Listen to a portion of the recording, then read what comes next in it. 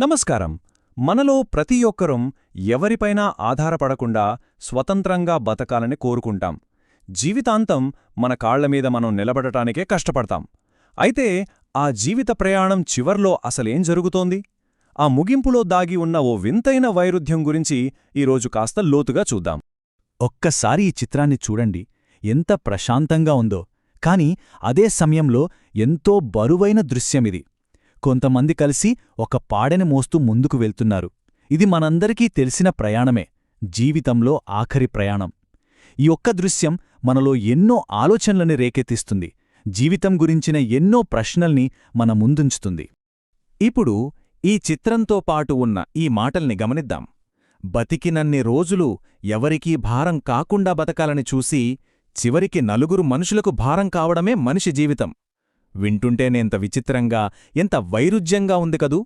జీవితాంతం మనం దేనికోసమైతే తాపత్రయపడతామో చివరికి దానికి పూర్తిగా వ్యతిరేకంగా మన ప్రయాణం ముగుస్తుందని మాటలు చెప్తున్నాయి. సరే, మరి ఈ మాటల్లోని మొదటి భాగాన్నే ఒకసారి చూద్దాం. జీవితాంతం ఎవరికీ భారం కాకూడదు అనే కోరిక. ఇది మన సమాజంలో చాలామందికి ఒక పెద్ద ఆదర్శం లాంటిది.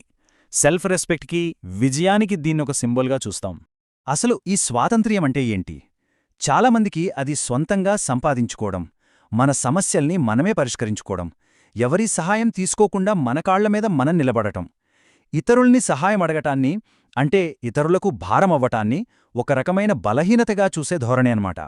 కానీ కథ ఇక్కడతో అయిపోలేదు గదా! జీవిత ప్రయాణంలో ఖచ్చితంగా ఓ మలుపొస్తుంది. జీవితాంతం మనం కష్టపడి కట్టుకున్న ఈ స్వాతంత్ర్యం అనే కోట చివరికి ఏమవుతుంది? కథనం అసలైన మలుపు తీసుకునేది ఇక్కడే. అయినా చివరికి ఈ ప్రయాణం ఎక్కడికి దారితీస్తుంది? మళ్ళీ ఈ చిత్రానికి వద్దాం. ఇక్కడ మనం చూస్తున్నది ఆ చివరి ఆధారపడటమే. మనం భారం అని పిలుస్తున్న ఆ భావనకు ఇదొక భౌతిక రూపం. ఒక వ్యక్తి తన ప్రయాణాన్ని పూర్తి చేయడానికి తప్పనిసరిగా నలుగురు సహాయం తీసుకోవాల్సి వస్తుంది. అయితే ఈ భారం అనే పదాన్ని మనం ఎప్పుడూ ఇలా నెగటివ్గానే చూడాలా? ఇది నిజంగా భారమేనా?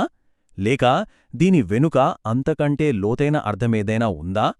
బహుశా ఈ పదం వెనుకున్న భావనను మనం మళ్లీ ఒకసారి చూసే ప్రయత్నం చేయాలేమో. ఈ చిత్రంలో వాడిన పదం భారం. సాధారణంగా దీని అర్థం బరువు, మోత లేదా ఒక బాధ్యత అని. ఈ పదానికి ఒక నెగటివ్ ఫీలింగ్ అటాచ్ అయి ఉంటుంది. అంటే ఇది ఇతరులకు కష్టం కలిగిస్తుంది అనే భావన కలుగుతుంది. ఇప్పుడు చూడండి, మనం చూసే దృష్టిని బట్టి అర్థం ఎలా మారిపోతుందో. ఒకవైపు అది బరువు, బాధ్యత, కష్టమనిపిస్తుంది. కాని మరో కోణంలో చూస్తే అదే ఒక గౌరవం, ఒక సామూహిక బాధ్యత, ఒక వ్యక్తికి మనం ప్రేమతో అందించే చివరి సేవ. అంటే ఒక భారం కూడా గౌరవంగా మారగలదన్నమాట. ఇప్పుడు ఈ ఆలోచనలన్నింటినీ ఒక్కసారి కలిపి చూద్దాం. అప్పుడు మనకు ఒక స్పష్టమైన చిత్రం కనిపిస్తుంది. ఇది మనం సాధించిన స్వాతంత్ర్యం ఓడిపోవడం కాదు, ఇది జీవిత చక్రం పూర్తి కావడం. ఇదొక సహజమైన వలయం. చూడండి, ఇది ఎంత సింపుల్గా ఇంకా ఎంత పవర్ఫుల్గా ఉందో. పుట్టినప్పుడు మనం పూర్తిగా ఇతరులపై ఆధారపడి ఉంటాం. బతికినంత కాలం స్వాతంత్ర్యం కోసం వెతుకుతాం. చివరికి మరణంలో మళ్లీ ఇతరులపై ఆధారపడటంతోనే మన ప్రయాణం ముగుస్తుంది. ఈ వలయం పూర్తి కావడమే జీవితం. కాబట్టి ఇక్కడ మనం అర్థం చేసుకోవాల్సిందేంటంటే, జీవితమనేది ఆధారపడటం నుంచి స్వాతంత్ర్యానికి, మళ్లీ తిరిగే ఆధారపడటానికి చేసే ఒక సంపూర్ణ ప్రయాణం. ఈ ప్రయాణంలోని ప్రతి దశకు దాని సొంత విలువ, అందమున్నాయి. చివరికి నలుగురికి భారం కావడమనేది ఓటమి కాదు, అది మనం జీవితాంతం పెంచుకున్న బంధాలకు, సంబంధాలకొక సజీవ నిదర్శనం. చివరగా ఒక్క ప్రశ్నతో ముగిద్దాం. జీవితానికి నిజమైన కొలమానమేంటి? ఒంటరిగా మనమెంత సాధించామన్నదా? లేక మనం వెళ్ళిపోయాక కూడా మన చివరి ప్రయాణంలో మనల్ని ప్రేమగా, గౌరవంగా మోయడానికి సిద్ధంగా ఉన్న బంధాలను ఎంతగా సంపాదించుకున్నామన్నదా?